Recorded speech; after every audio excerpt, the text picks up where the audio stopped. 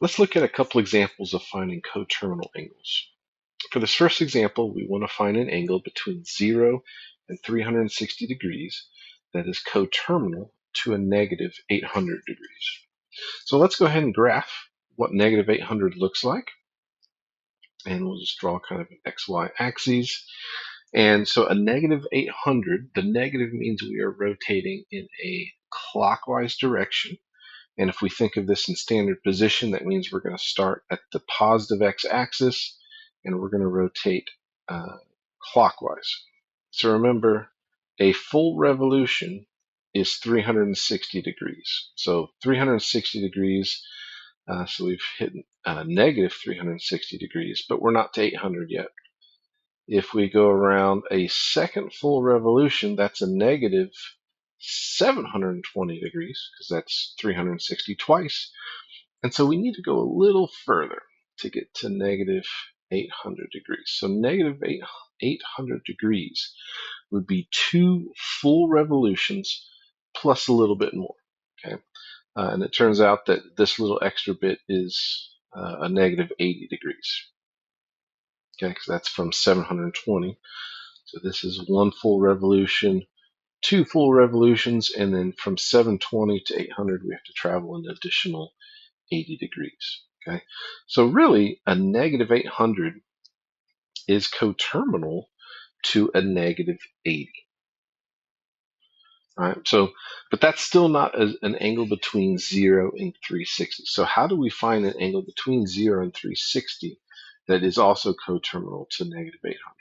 And so maybe to illustrate this, let's try to maybe unravel our rotation, our angle, and just think of this as a number line. So our goal, or the angle we're given actually, is at a negative 800 degrees here. Our goal is to find an angle between 0 and 360. Okay, so to go from a negative 800, we need to add a value to get us to be between 0 and 360. Okay, and remember, 1 full revolution is 360 degrees. So if I add 360 degrees to that negative 800, I get a negative 440 degrees. So negative 800 and negative 440 are coterminal to each other. But I haven't gotten to my range being between 0 and 360 yet. So let's do that again. So let's take that negative 440 degrees and add a 360 degree angle. So negative 440 plus 360 turns out to give us a negative 80. And we actually already said negative 80 is coterminal to a negative 800. But again, we're still not between 0 and 360. So let's do this one more time. Let's add 360 plus that negative 80, and that will give us 280 degrees. So 280 degrees is coterminal to negative 800, and it's between 0 and 360 degrees. So we started at the negative 800, we added 360, and that's still not in our range. We added 360 again, still not within our 0 to 360 interval, and so we added 360 degrees again. And so that gives us a 280 degree angle that's coterminal to the original negative 800 degrees. And technically, the negative 800, the negative 440 degrees, the negative 80 degrees, and the 280 degrees are all coterminal to each other. But the 280 degrees, again, is the one between 0 and 360 degrees. Let's try this again, but dealing with angle measures in radians. So we want to find an angle not between 0 and 360 degrees, but between 0 and 2 pi radians that is coterminal to 24 pi over 5. Okay, so again, we could kind of do the same thing, but this time the 24 pi over 5 is a bigger number. It's positive. Right? So we're going to look between 0 and 2 pi, and we know 24 pi over 5 is a bigger number. Okay, so it might be helpful first for us to think about sort of common denominators here. We have a 2 pi, which technically that would be 2 pi over 1, right? And then we have this 24 pi over 5. So how could I rewrite 2 pi with a common denominator? Well, if I multiply top and bottom by 5, that gives me 10 pi over 5. Okay, so I need to find a number between 0 and 10 pi over 5 that would in fact be then coterminal to this 25 pi over 5. Okay, so just like I did in the first example, I added 360 degrees. Well, why? Because 360 degrees is a full revolution. Well, what's a full revolution in radians? It's 2 pi. So in this case, I want to combine or add or subtract a 2 pi to this 24 pi over 5.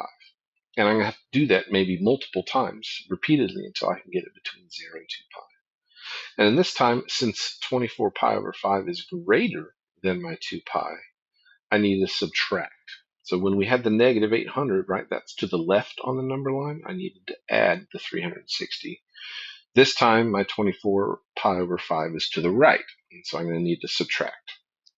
So if I take 24 pi over 5 and I subtract a 2 pi, and again, I'm subtracting 2 pi because that is a full revolution. And we need to think of this 2 pi as a common denominator. So it's 24 pi over 5 minus a 10 pi over 5. The result is that we get 14 pi over 5. So we went from 24 pi over 5. Now we are at 14 pi over 5. Okay, and that's still not between 0 and 2 pi, right? Because 2 pi is the same thing as 10 pi over 5. So let's do that again. So let's take 14 pi over 5, and we're going to subtract a 2 pi, which again, really a 2 pi means we're taking that 14 pi over 5 minus a 10 pi over 5, just so we have a common denominator. And that results in a 4 pi over 5. So that's going to put me in here somewhere about 4 pi over 5. Okay, so 4 pi over 5 is between 0 and 10 pi over 5. Right? 4 pi over 5 is smaller than 10 pi over 5. It is 10 pi over 5 away from the 14 pi over 5. And that 14 pi over 5 is a 10 pi over 5 away from the 24 pi over 5. So these here, I didn't scale it very well, but this is a distance of 2 pi, and this is a distance of 2 pi. So really, 24 pi over 5 is coterminal to the 14 pi over 5. And the 14 pi over 5 is also coterminal to the 4 pi over 5. But it's this 4 pi over 5 that is coterminal and between 0 and 2 pi.